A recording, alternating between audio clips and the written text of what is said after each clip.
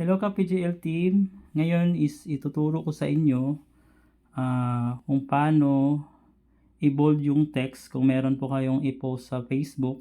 Lagyan nyo siya ng different fonts. Ang gagawin lang po natin, punta lang tayo sa Google Chrome or sa Google. Then type lang po natin dito sa taas, dito sa search URL. Type lang po natin dyan na yaytext.com. Yan po ang gagamitin natin. Enter.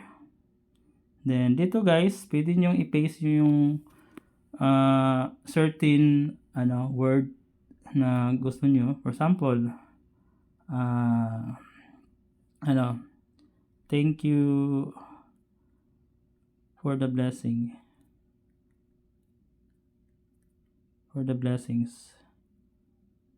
Blessings. Then dito sa baba guys, makikita nyo iba't ibang font yan. Pag ito yung ginamit na, for example, nagustuhan mo itong mga font na to, yung sample ito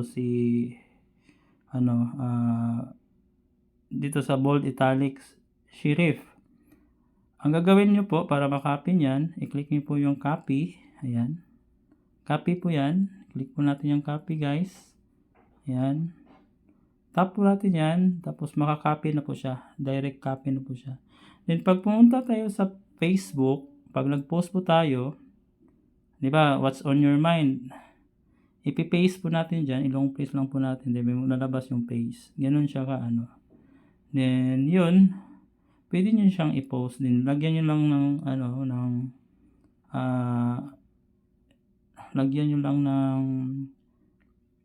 ng picture. Ganun siya, ganun lang ang niya. Yung maganda na yung font niya na text. For naman, hindi lang natin to i-post kasi for video tutorial purposes lang. Ganun siya guys. Pili lang kayo ng mga text dito para ma-bold siya.